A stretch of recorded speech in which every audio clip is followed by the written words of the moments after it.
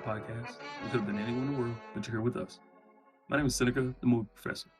With this podcast, we're going to give you the definitive decision on whether you should go view a new movie release or not. It's real easy. If we say, watch this shit, stop what you're doing, and enjoy some good cinema. If we say, don't watch this shit, avoid it as you would becoming rich and famous and not having your lovers sign NDAs. Or don't. You can do what you want. It may be fun, or it may have you having to lower your up. You don't want to listen to us? You put your life in your own hands. DreamWorks does surprisingly well in the children's movie realm, sitting as a rival to other studios that produce quality animated material. There is the Disney attacking Shrek franchise, which most recently had the amazing entry of Puss in Boots, The Last Wish, I believe it was called. That being my favorite animated movie of last year. They have the Kung Fu Pandas and How to Train Your Dragon series. Those are some heavy hitters. On the other hand, they also have some poorly received joints.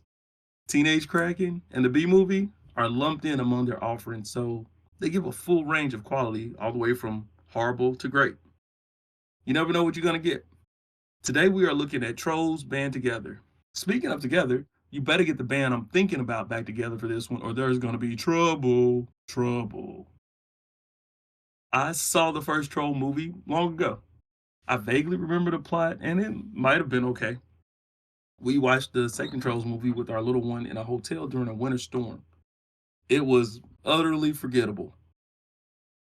I saw it more recently than the first movie, and I remember more about the first movie than the second one. So that tells you a little bit. Anyway, I had low expectations when I took my young one to see this movie. That would be an understatement. They were lower than low. Let me give you a brief synopsis of the story. The movie opens with us learning that the blue troll named Branch was in a boy band when he was a baby with his brothers. The band was unable to perform the perfect harmony, and due to built up frustrations about family dynamics, they split up. This left the baby, Branch, with his grandmother while the others went into the world to forge their own paths. Fast forward to the present, and these never before mentioned family members come back into Branch's life because they have to save one of the brothers from having his singing energy drained by the no talent having antagonist of the film. Poppy, the pink troll, and Branch must travel all across the troll world to find his missing brothers so they can create the perfect pitch and save their family. Along the way, they are forced to deal with the very issues that tore them apart in the first place. For those of us old enough to remember, treasure trolls had a big push in the 90s. These stupid things were everywhere. For those too young to remember, let me give you a crash course. Before Funko Pops, before Beanie Babies, treasure trolls were the de facto collectible items for crazy people. Similar to the trolls in the film, they had all types of trolls with multicolored hair and different little outfits. The film series is based on this obscure craze, which gives plenty of room to do whatever they want, as there was no real rhyme or reason to these things ever being in existence. Well, I say that, but there is. But the folklore is Scandinavian in origin and mostly ignored in the States. I wouldn't have known it if I didn't fact check myself before reviewing this. I was going to say they didn't even have backstories, but apparently they do. We just didn't know about it because we didn't care. It seems Trolls was always around, just under the surface, awaiting their chances to become big names. Let me get right to what was my biggest concern and complaint just from watching the trailer. When I saw the trailer the very first time, I immediately began complaining to my wife. They have a movie featuring Justin Timberlake, and his character is reunited with his own band, with his old band, and they didn't get in sync to play those roles. I was livid, 38 hot even. I would have slapped the writers on sight if I knew them by face. Now, I will say I didn't know the entire story at the time. The other band members are his older brothers, so it makes sense they cast real actors. But damn, that would have been a good hook. I won't ruin the stinger. What am I saying? This is a Trolls movie.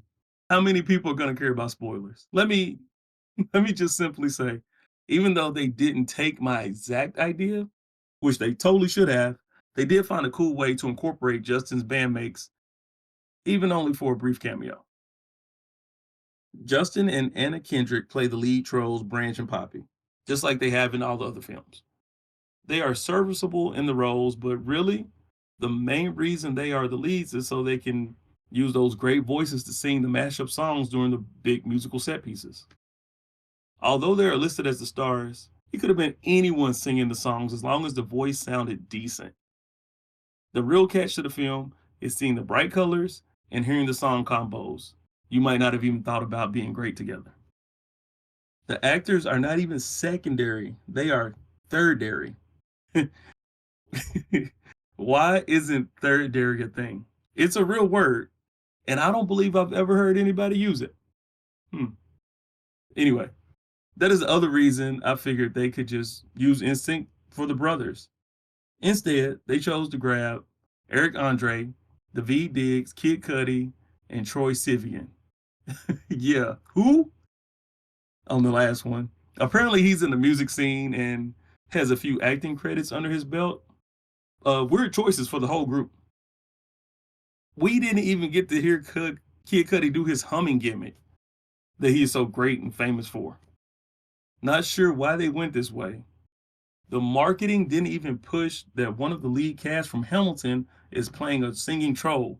So why have him over in sync? I still don't get it. Let's move on with the review or I will spin out. Music and animation are what give this movie a spark. One of the opening sequences had a mashup of We Are Family mixed with a Lizzo song. That's not a pairing I thought I would ever hear. But upon listening to it, I thought that goes well together. The only thing I was worried about is that the little kids were going to be going around saying they feeling good as hell after the movie. We got to be more aware of our audience dream works. The melodies are their jam though.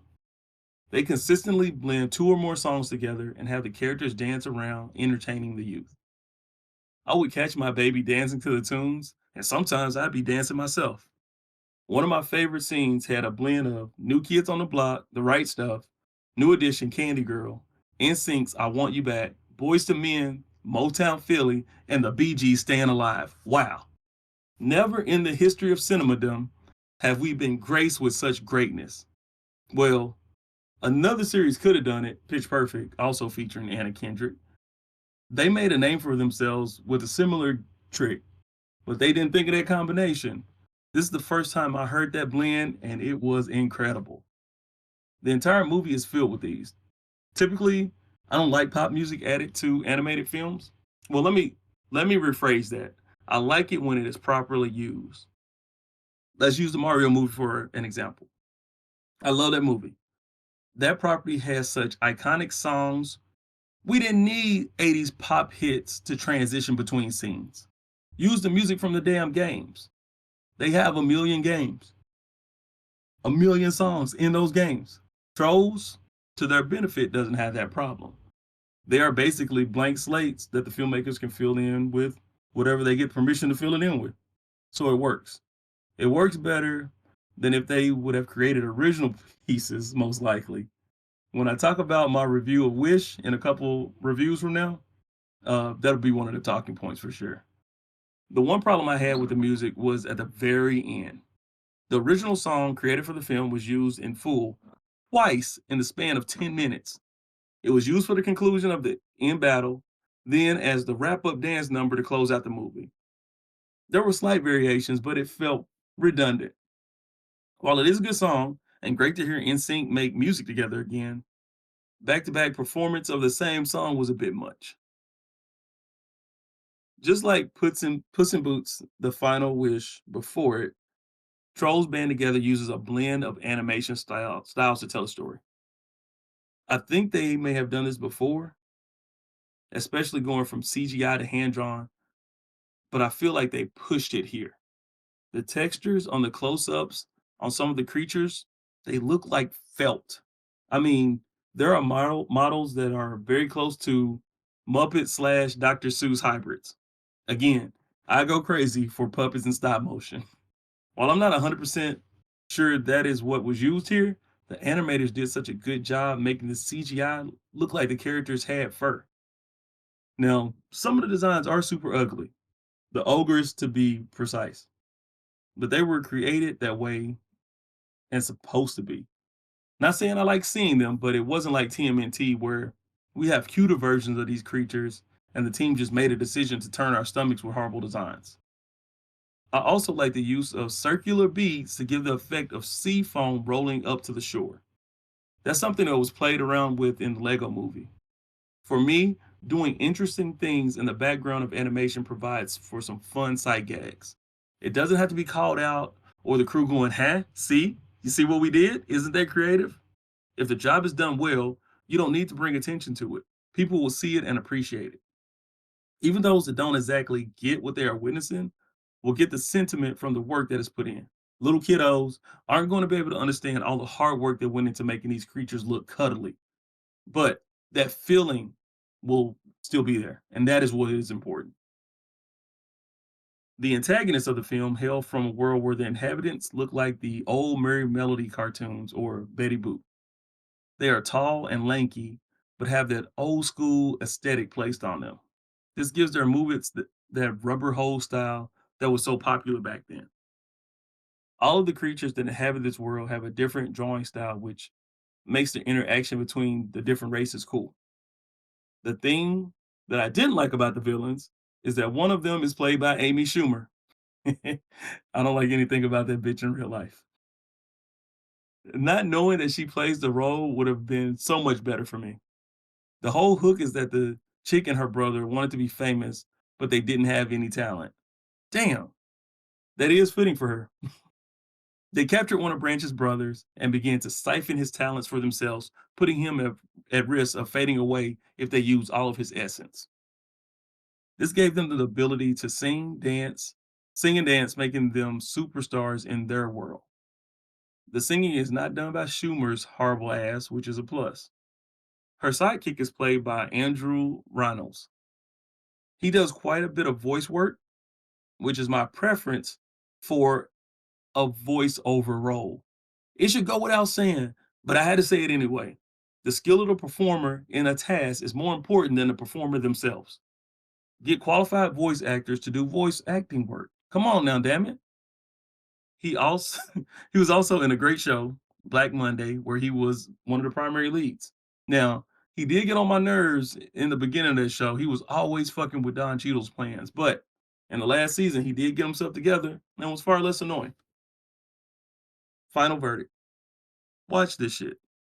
While not on the level of Puss in Boots from last year, both you and your children will have fun watching this movie.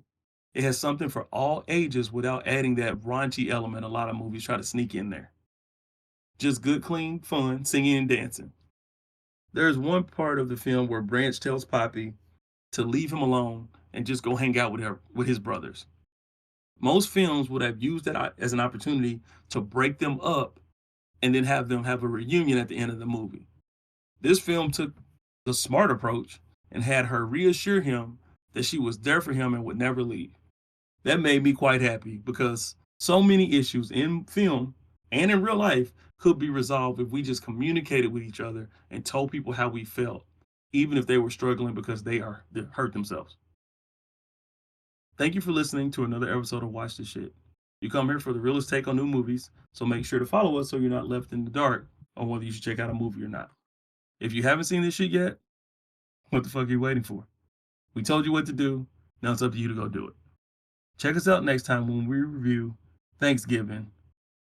Not, damn it, not the holiday, but the horror movie. Okay. And good day to you.